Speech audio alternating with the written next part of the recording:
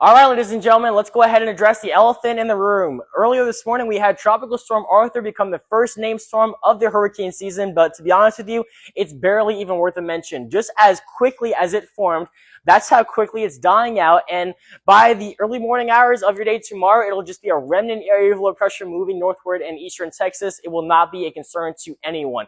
With that being said, the remnants and moisture with it are going to continue northward, so that will lead to showers and thunderstorms across portions of Mississippi and Alabama heading into the day tomorrow.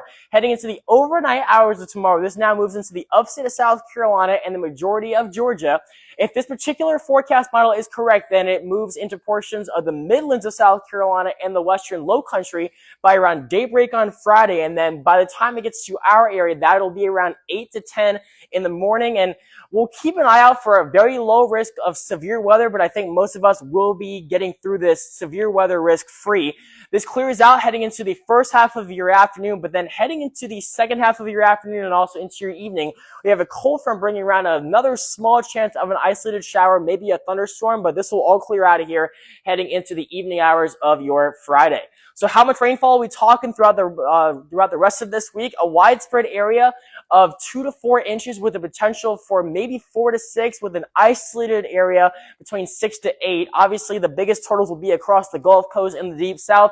Much lower totals as you head eastward into our neck of the woods. So here's an overview of what to expect for your day on Friday. Again, our best chance of rain will be in the morning, with that secondary small chance coming heading into the afternoon and also into your evening. Rainfall totals will generally be between a half inch upwards to an inch. So flooding should not be a major concern, but if you do live in a low-lying or poor drainage area, just keep an eye out on that. Regarding severe weather, only a very low risk of an isolated brief tornado, but most of you will not see any severe weather heading into your day on Friday. Our weather authority team is monitoring this closely, and we will be with you every single step of the way. God forbid there is a risk for severe weather. Regardless of any severe weather, the day tomorrow and also into your Friday will be breezy with wind gusts nearing 30 miles per hour.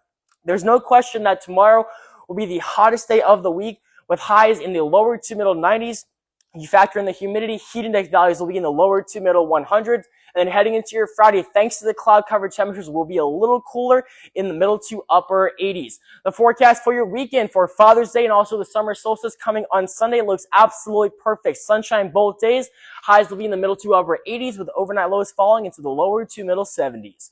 Here's a look at the forecast along the Grand Strand over the next 10 days. Beyond Friday's rain chance, the forecast for the foreseeable future looks amazing. Sunshine every single day. Highs will be in the middle to upper 80s, with overnight lows falling into the middle to upper 70s. The forecast heading further inland, more of the same. Past the weekend into next week will be in the upper 80s to lower 90s. Overnight lows will be in the lower to middle 70s.